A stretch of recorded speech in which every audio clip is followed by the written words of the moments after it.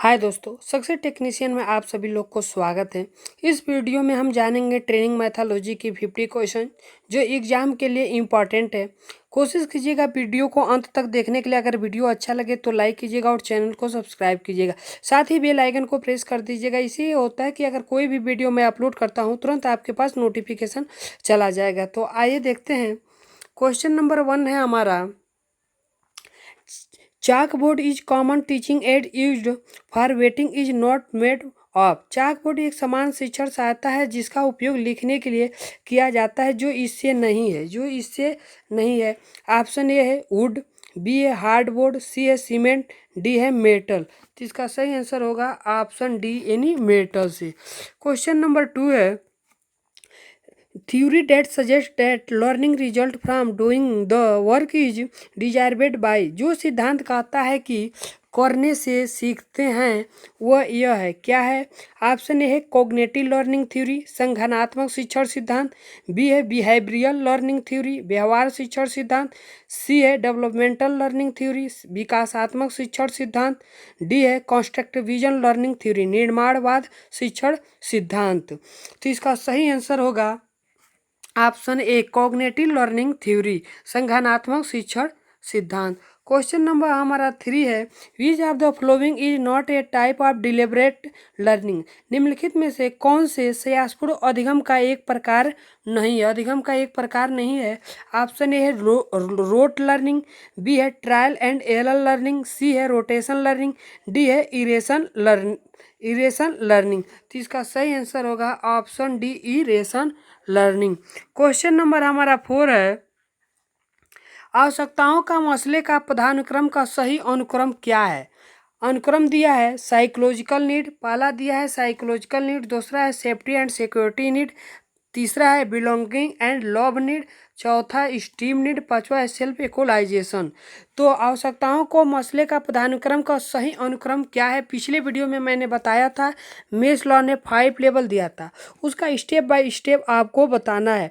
Option A है हमारा 1 2 3 4 5, B है 1 3 2 4 5, सी है 1 2 3 5 4, डी है 1 3 2 5 4।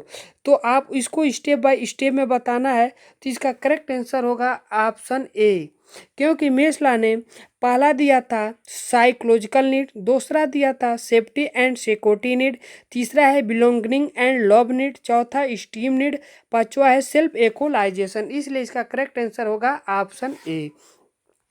क्वेश्चन नंबर हमारा 5 है, when is the communication process complete. संचार प्रक्रिया कब पूर्ण होती है? ऑप्शन ए है when the sender transmit the message, जब प्रेषक संदेश प्रेषित करता है, बी है when the message enter the medium, जब संदेश माध्यम में प्रवेश करता है, सी है when the message live the medium, जब संदेश माध्यम को छोड़ता है, डी है when the receiver understand the message, जब प्राप्तकर्ता संदेश का अर्थ समझ जाता है। तो हमारा संचार प्रक्रिया कब पूर्ण होती है? तो when the receiver understand message, जब प्राप्तकर्ता संदेश का अर्थ समझ जाता है। इसलिए इसका करेक्ट आंसर होगा ऑप्शन डी। क्वेश्चन नंबर हमारा 6 है, what one is the major barrier to effective time management. प्रभावी समय प्रबंधन के लिए एक प्रमुख बाधा क्या है? ऑप्शन ए है प्रोक्रेस्टिनेशन, दीर्घ सूत्रता, बी है लैक ऑफ मनी, सी है लैक ऑफ टाइम, डी है लैक ऑफ कॉन्फिडेंस। तो इसका सही आंसर होगा ऑप्शन ए दीर्घ सूत्रता। क्वेश्चन नंबर हमारा 7 है, विच of the following is not a search engine. निम्नलिखित में से कौन सा एक सर्च इंजन नहीं है? ऑप्शन ए फायरफॉक्स, बी है गूगल, सी है याहू, डी है बिंग। तो इसका सही आंसर होगा ऑप्शन ए यानी ऑप्शन ए फायरफॉक्स क्या है? हमारा सर्च इंजन नहीं है। क्वेश्चन नंबर 8 है, each of the following is not the element of responsibility of N instructor. निम्नलिखित में से कौन सा अनुदेशक के उत्तरदायी का अवयव नहीं है? उत्तरदायी का क्या है? अवयव नहीं है। ऑप्शन ए है फाइनेंस, बी है इंडिविजुअल लर्नर, सी है एडमिनिस्ट्रेशन यानी प्रशासन, डी है इंडस्ट्री। तो इसका करेक्ट आंसर होगा ऑप्शन ए यानी फाइनेंस। क्वेश्चन नंबर हमारा 9 है, विच of the following is not the element of communication in positive learning. निम्नलिखित में से कौन सा सकारात्मक अधिगम में पृष्ठीकरण का अवयव नहीं है। ऑप्शन ए है एफोर्ट, बी है इंस्पेक्शन, सी है क्वालिटी, डी है रिजल्ट। तो क्या निम्नलिखित में से कौन सा सकारात्मक अधिगम में से पृष्ठीकरण का अवयव नहीं है, तो हमारा है option A effort. Question number हमारा 10 है, which is are the skill required for leadership. नेतृत्व के लिए आवश्यक कौशल कौन सा से है। ऑप्शन ए है टेक्निकल स्किल, बी है ह्यूमन स्किल, सी है कॉन्सेप्चुअल स्किल, डी है ऑल ऑफ दीज। तो इसका करेक्ट आंसर होगा option D all of these. कौशल कौन सा है, तो हमारा टेक्निकल स्किल भी है, बी है ह्यूमन स्किल भी है, कॉन्सेप्चुअल स्किल भी है, इसलिए इसका करेक्ट आंसर होगा option D all of these. Question number हमारा 11 है, while giving instruction the revision method involve use of. निर्देश देते समय संशोधन पद्धति में से निम्नलिखित शामिल है। क्या शामिल है। ऑप्शन है लेक्चर यानी भाषण, बी है डेमोस्ट्रेशन प्रदर्शन, सी एक्सरसाइज यानी अभ्यास, डी है हैंड आउट लिखित वक्तव्य। तो इसका करेक्ट आंसर होगा ऑप्शन डी हैंड आउट यानी लिखित वक्तव्य। क्वेश्चन नंबर हमारा 12 है, first generation of distance learning will not include. दूरस्थ शिक्षा की पहली पीढ़ी में ये शामिल नहीं होगा। क्या शामिल नहीं होगा। ऑप्शन ए है कोर्सेपेंडेंसी कोर्स, बी है सेल्फ स्टडी कोर्स, सी है ई लर्निंग, डी है ऑल ऑफ दीज। तो इसका करेक्ट आंसर होगा ऑप्शन सी ई लर्निंग। हमारा दूरस्थ शिक्षा की पहली पीढ़ी में क्या शामिल नहीं होना चाहिए, वो ई लर्निंग शामिल नहीं होना चाहिए। क्वेश्चन नंबर हमारा 13 है, इन vocational education which level is good for individual. व्यवसाय शिक्षा में कौन सा स्तर व्यक्तियों के लिए अच्छा है। ऑप्शन ए है माइक्रो लेवल, बी है मेसो लेवल, सी है both micro level and meso level, D है नॉन ऑफ दीज। तो इसका करेक्ट आंसर होगा ऑप्शन ए यानी माइक्रो लेवल। शिक्षा में कौन सा स्तर व्यक्तियों के लिए सबसे अच्छा है, तो है माइक्रो लेवल।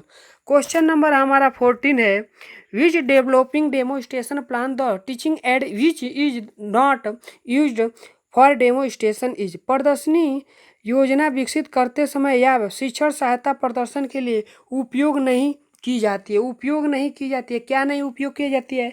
ऑप्शन ए है मॉडल यानी प्रतिरूप, बी है ब्लैक बोर्ड, सी है ग्राफ, डी है प्रोजेक्टर। तो इसका करेक्ट आंसर होगा ऑप्शन डी यानी प्रोजेक्टर हम नहीं यूज करते हैं। क्वेश्चन नंबर हमारा 15 है, which among the flowing teaching style involve in development of critical thinking skill. निम्नलिखित शिक्षण शैलियों में से कौन महत्वपूर्ण सोच कौशल के विकास में शामिल है। ऑप्शन ए है लेक्चर स्टाइल, बी है कोच स्टाइल, सी है ग्रुप स्टाइल, डी है एक्टिविटी स्टाइल। तो इसलिए इसका करेक्ट आंसर होगा एक्टिविटी स्टाइल यानी ऑप्शन डी। क्वेश्चन नंबर हमारा 16 है, विच of the following is critical skill for an instructor. निम्नलिखित में कौन सा एक प्रशिक्षण के लिए एक महत्वपूर्ण कौशल है। ऑप्शन ए है प्लानिंग योजना बनाना, बी है सिंपैथी सहानुभूति, सी है इमोशनल इंटेलिजेंस भावनात्मक वृद्धि, डी है कॉन्सर्न यानी चिंता। तो इसका सही आंसर होगा ऑप्शन ए यानी प्लानिंग। क्वेश्चन नंबर हमारा 17 है, दूसरों के व्यवहार के परिणामों के अवलोकन की एक प्रक्रिया के माध्यम से सीखने को कहते हैं।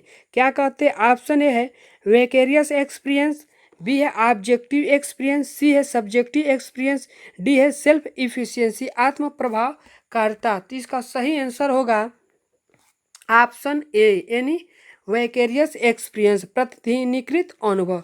क्वेश्चन नंबर हमारा 18 है, विच of the flowing skill should an instructor use in the free teaching phase. पूर्व शिक्षण चरण में प्रशिक्षक को निम्नलिखित में से किस कौशल का उपयोग करना चाहिए। ऑप्शन ए है डिसीजन मेकिंग, बी है प्लानिंग यानी योजना बनाना, सी है प्रॉब्लम सॉल्विंग यानी समस्या को सुलझाना, डी है एनालिसिस यानी विश्लेषण। तो इसका करेक्ट आंसर होगा ऑप्शन बी यानी प्लानिंग योजना बनाना। क्वेश्चन नंबर 19 है, अनु एक वृत्त खींचने के लिए कंपास के बजाय चूड़ी का उपयोग करती है, वो किस विशेषता का प्रदर्शन करती है। ऑप्शन ए है क्रिएटिविटी, बी है इंटरेस्ट, सी है एप्टीट्यूड, डी है मोटिवेशन। तो इसका करेक्ट आंसर होगा ऑप्शन ए है क्रिएटिविटी। क्वेश्चन नंबर हमारा 20 है, distance learning use which of the tool to show live picturisation. दूरस्थ शिक्षा लाइव चित्रांकन दिखाने के लिए किस उपकरण का उपयोग करती है? किस उपकरण का उपयोग करती है? ऑप्शन ए है ऑडियो, बी है एनिमेशन, सी है वीडियो, डी है सिमुलेशन। तो इसका करेक्ट आंसर होगा ऑप्शन सी वीडियो। दूरस्थ शिक्षा लाइव चित्रांकन दिखाने के लिए हम वीडियो का उपयोग करते हैं। क्वेश्चन नंबर हमारा 21 है, एन इंस्ट्रक्टर यूज इंटरनेट। एक प्रशिक्षक इंटरनेट का उपयोग करता है। ऑप्शन ए है to share the notes among the student, छात्रों के बीच नोट्स बांटने के लिए। बी है allow student to talk to their friends, इन छात्रों को अपने दोस्तों से बात करने के लिए। सी है for making his life plan, अपने जीवन की योजना बनाने के लिए। डी है टू रिपेयर हिज हाउस, अपने घर की मरम्मत करने के लिए। तो एक प्रशिक्षक इंटरनेट का उपयोग करता है, तो इसका करेक्ट आंसर होगा ऑप्शन ए, यानी to share the notes among the student, यानी छात्रों के बीच नोट्स बांटने के लिए एक इंस्ट्रक्टर इंटरनेट का उपयोग करता है। क्वेश्चन नंबर हमारा 22 है, इंटरनेट की मदद से एक ही मंच पर काम करने के लिए छात्रों और शिक्षकों को यहाँ से होना चाहिए। कहाँ से होना चाहिए? ऑप्शन ए है रूरल एरिया यानी ग्रामीण इलाके से, बी है अर्बन एरिया शहरी इलाके से, सी है rural area and urban area ग्रामीण और शहरी इलाके से, डी है नॉन ऑफ दीज, इनमें से कोई नहीं। तो इसका करेक्ट आंसर होगा ऑप्शन सी, एक ही मंच पर काम करने के लिए छात्रों और शिक्षकों को rural area and urban area ग्रामीण और शहरी इलाके से होना चाहिए। क्वेश्चन नंबर हमारा 23 को रहा है कि कंप्यूटर सहायता प्राप्त शिक्षण एक है जो शिक्षण को रोचक और आनंदमय बनाता है। क्या बनाता है? ऑप्शन ए है बुक, बी है प्रोग्राम, सी है स्ट्रेटजी, डी है टॉय। तो इसका करेक्ट आंसर होगा ऑप्शन सी स्ट्रेटजी यानी रणनीति। क्वेश्चन नंबर 24 है, teacher responsibility is not related to, यानी शिक्षकों की जिम्मेदारी इससे संबंधित नहीं है। किससे संबंधित नहीं है? ऑप्शन ए है स्टूडेंट एक्सपर्टनेस यानी छात्रों की विशेषज्ञता, बी है उत्साह से छात्रों को पढ़ाना, सी है वाद विवाद में भाग लेना यानी पार्टिसिपेशन इन डिबेट्स, वाद विवाद में भाग लेना, डी है स्टूडेंट क्रिएटिविटी यानी छात्रों की रचनात्मकता। तो शिक्षकों की जिम्मेदारी इससे संबंधित नहीं है। किससे संबंधित नहीं है? तो है पार्टिसिपेशन इन डिबेट्स यानी वाद विवाद में भाग लेना। क्वेश्चन नंबर हमारा 25 है, कार्यकर्ता के समय समय पर अलग अलग कार्य करने के लिए कौन सा जॉब डिजाइन का तरीका होता है? कौन सा जॉब डिजाइन का तरीका होता है? ऑप्शन ए है जॉब सिंप्लीफिकेशन यानी नौकरी सरलीकरण, बी है जॉब इनलार्जमेंट, सी है जॉब रोटेशन, डी है जॉब इनरिचमेंट। तो इसका करेक्ट आंसर होगा ऑप्शन सी यानी जॉब रोटेशन। क्वेश्चन नंबर 26 है, निम्नलिखित में से कौन व्यावसायिक शिक्षा का आर्थिक लाभ नहीं है? व्यावसायिक शिक्षा का आर्थिक लाभ नहीं है। ऑप्शन ए है क्राइम रिडक्शन अपराध में कमी, बी है लेबर मार्केट आउटकम यानी श्रम बाजार के परिणाम, सी है एम्प्लॉय प्रोडक्टिविटी कर्मचारियों की उत्पादकता, डी है फिर्म परफॉर्मेंस यानी कंपनी का प्रदर्शन। तो हमारा व्यावसायिक शिक्षा का आर्थिक लाभ क्या नहीं है? तो है क्राइम रिडक्शन यानी अपराध में कमी, इसलिए इसका करेक्ट आंसर होगा ऑप्शन ए। क्वेश्चन नंबर 27 है, पाठ्यक्रम रचना में निम्नलिखित में से कौन विषय वस्तु की प्रत्यक्ष पहचान में मदद करता है? ऑप्शन ए है लॉजिस्टिक्स, बी है क्लास मीटिंग, सी है लर्निंग ऑब्जेक्टिव, डी है कंटेंट। डी हमारा क्या है? कंटेंट। तो इसका करेक्ट आंसर होगा ऑप्शन सी यानी लर्निंग ऑब्जेक्टिव शिक्षण का उद्देश्य। क्वेश्चन नंबर हमारा 28 है, एक अच्छी पाठ्य योजना बनाने के लिए शिक्षकों को योजना के पर सीखने की प्रक्रिया लिखनी चाहिए। प्रक्रिया लिखनी चाहिए, कहाँ लिखनी चाहिए? ऑप्शन ए है बिगिनिंग यानी शुरुआत में, बी है बॉटम यानी नीचे में, सी है सेंटर यानी बीच में, डी है आफ्टर द कंप्लीट कोर्स पूर्व पाठ्यक्रम के बाद। तो इसका करेक्ट आंसर होगा ऑप्शन सी यानी सेंटर में। क्वेश्चन नंबर 29 है, what is the main difference between in instructor and teacher, यानी what is the main difference between N instructor and teacher, एक टीचर और इंस्ट्रक्टर में क्या डिफरेंस है। तो इसका करेक्ट आंसर होगा option D. A teacher give knowledge, एक टीचर क्या करता है, नॉलेज देता है यानी ज्ञान देता है। एंड इंस्ट्रक्टर इम्पोर्ट स्किल, और इंस्ट्रक्टर क्या करता है, कौशल सिखाता है। क्वेश्चन नंबर हमारा 30 है, ए job sheet should contain information about, job sheet में की जानकारी होनी चाहिए, जॉब शीट में की जानकारी होनी चाहिए। ऑप्शन ए है time taken to perform the job, यानी काम में लगने वाला समय। बी है instruction and material needed to perform the job, यानी कार्य करने के लिए आवश्यक निर्देश और सामग्री। सी है बोथ ऑफ दीज, ये दोनों। डी है नॉन ऑफ दीज। तो इसका करेक्ट आंसर होगा ऑप्शन सी, यानी both of these. Question number हमारा 33 को रहा है, विच of the flowing falls under the domain of ICT, निम्नलिखित में से कौन आईसीटी के अंतर्गत आता है। ऑप्शन ए है रेडियो एंड टीवी, बी है इंटरनेट एंड मोबाइल, सी है बोथ ऑफ दीज, डी है नॉन ऑफ दीज। तो इसका करेक्ट आंसर होगा option C, both of these. कैसे कि आईसीटी के जो अंतर्गत radio and TV, internet and mobile आता है।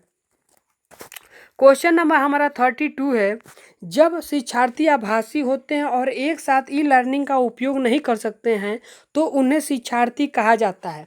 ऑप्शन ए है सिंक्रोनस समकालिक, बी है एसिंक्रोनस, सी है डिस्ट्रीब्यूटेड, डी है रिमोट। तो इसका करेक्ट आंसर होगा option B, asynchronous. Question number हमारा 33 है, इन दोनों में से कौन सा विशिष्ट और नापने योग्य होना चाहिए। ऑप्शन ए है लर्निंग गोल, बी है लर्निंग ऑब्जेक्टिव, सी है both learning goal and learning objective, शिक्षण के लक्ष्य और शिक्षण के मकसद दोनों। ऑप्शन डी है नॉन ऑफ दीज। तो इसका करेक्ट आंसर होगा ऑप्शन बी, लर्निंग ऑब्जेक्टिव। इसका करेक्ट आंसर होगा ऑप्शन बी, लर्निंग ऑब्जेक्टिव, शिक्षण के मकसद। क्वेश्चन नंबर हमारा 34 है, निम्नलिखित में से कौन सी अनुदेशात्मक प्रौद्योगिकी विधियां छात्रों को पढ़ने या तैयार करने के बाद कक्षा में आने के लिए कहती है। ऑप्शन ए है लेक्चर, बी है फ्लिप्ड क्लासरूम, सी है ई लर्निंग, डी है केस स्टडी। केस स्टडी, तो इसका करेक्ट आंसर होगा ऑप्शन बी, यानी फ्लिप्ड क्लासरूम। क्वेश्चन नंबर 35 है, कार्य मरम्मत कार्यशाला में निम्नलिखित में से कौन काम के प्रवाह को परिभाषित करेगा। काम के प्रवाह को कौन परिभाषित करेगा। ऑप्शन ए है जॉब शीट, बी है इंफॉर्मेशन शीट, सी है ऑपरेशन शीट, डी है डेली डायरी। तो इसका करेक्ट आंसर होगा ऑप्शन सी, ऑपरेशन शीट, संचालन पत्र। क्वेश्चन नंबर हमारा 36 है, जब एक शिक्षार्थी अपनी पढ़ाई पूरी करने के बाद खुद को लगातार प्रयासों के माध्यम से अवगत रखता है तो वह एक होता है, क्या होता है। ऑप्शन ए है ओपन लर्नर, खुला शिक्षार्थी, बी है डिस्टेंस लर्नर, सी है कॉन्टिन्यूस लर्नर, डी है लाइफ लॉन्ग लर्नर। तो इसका करेक्ट आंसर होगा लाइफ लॉन्ग लर्नर, आजीवन शिक्षार्थी। क्वेश्चन नंबर हमारा 37 है, which one of these 3 national board is open, इन 3 राष्ट्रीय बोर्डों में से कौन सा खुला है। ऑप्शन ए है CBSE, बी है ICSE, सी है NIOS, डी है नॉन ऑफ दिज। तो इसका करेक्ट आंसर होगा option C, NIOS। Question number हमारा 38 है, कोई व्यक्ति कुछ सीख सकता है, कोई व्यक्ति क्या करता है, कुछ सीख सकता है। ऑप्शन ए है कोशिश करके, बी है अभ्यास करके, सी है समझ करके, डी है उपरोक्त में से सभी। तो इसका करेक्ट आंसर होगा ऑप्शन डी, क्योंकि कोई भी व्यक्ति कोशिश करके, अभ्यास करके और समझ करके भी सीख सकता है। क्वेश्चन नंबर हमारा 39 है, DGT किस मंत्रालय के अंतर्गत आता है। ऑप्शन ए है कौशल विकास मंत्रालय, बी है श्रम मंत्रालय, सी है विकास मंत्रालय, डी है शिक्षा मंत्रालय। तो इसका करेक्ट आंसर होगा ऑप्शन बी, यानी श्रम मंत्रालय। तो DGT हमारा किस मंत्रालय के अंतर्गत आता है, तो श्रम मंत्रालय के अंतर्गत आता है। क्वेश्चन नंबर हमारा 40 है, इनसाइड लर्निंग का सिद्धांत किसने दिया था? इनसाइड लर्निंग का सिद्धांत किसने दिया था? ऑप्शन ए है जेस्टाल कोहलर, बी है थॉर्डाइक ने, सी है मैस्लो ने, डी है अरस्तू ने। तो इनसाइड लर्निंग का सिद्धांत जेस्टाल कोहलर ने दिया था, इसलिए इसका करेक्ट आंसर होगा ऑप्शन ए। क्वेश्चन नंबर हमारा 41 है, आई सेंस ऑर्गन द्वारा मैक्सिमम लर्निंग की जाती है। आई सेंस ऑर्गन द्वारा मैक्सिमम लर्निंग की जाती है। ऑप्शन ए है एजुकेशनल 75%, वोकेशनल 80%, केमिकल 25%, डी है ऑल ऑफ दीज। तो इसका करेक्ट आंसर होगा ऑप्शन ए यानी 75%।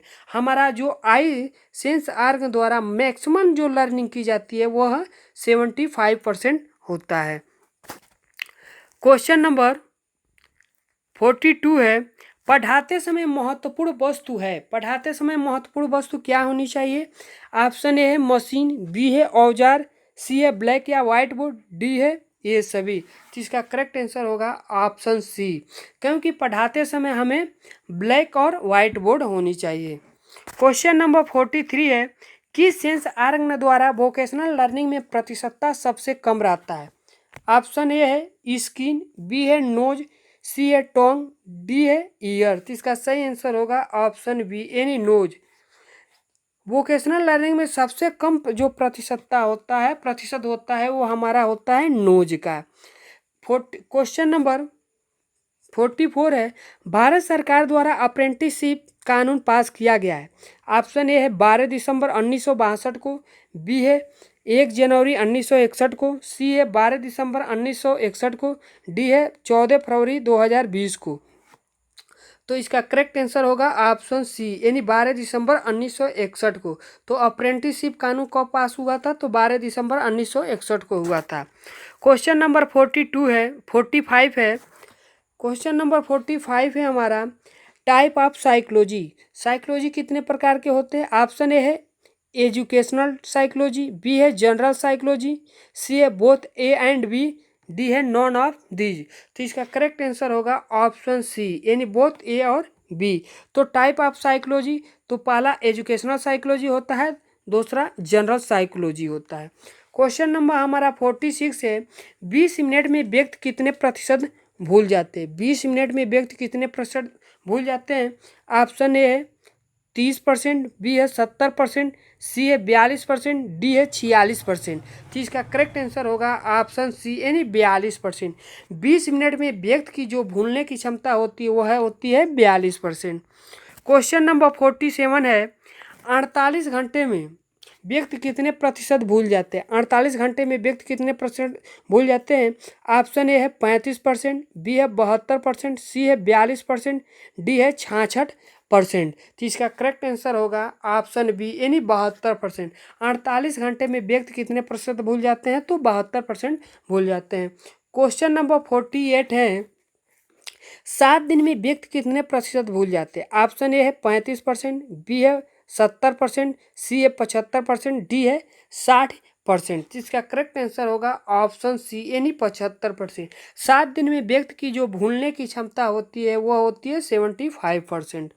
क्वेश्चन नंबर 49 है, 30 दिन में व्यक्ति कितने प्रतिशत भूल जाता है? 30 दिन में व्यक्ति कितने प्रतिशत भूल जाता है? ऑप्शन ए है 90%, बी है 79%, सी है 75%, डी है 80%। तो इसका करेक्ट आंसर होगा ऑप्शन बी 79%। यानी 30 दिन में जो व्यक्ति की भूलने की क्षमता होती है वो होती है हमारा 79%। क्वेश्चन नंबर 50 है। क्वेश्चन नंबर 50 है, 24 घंटे में व्यक्ति कितना प्रतिशत भूल जाता है? इसका आंसर आप वीडियो के कमेंट में दीजिएगा। अगर वीडियो अच्छा लगे तो लाइक कीजिएगा और चैनल को सब्सक्राइब कीजिएगा और शेयर कीजिएगा।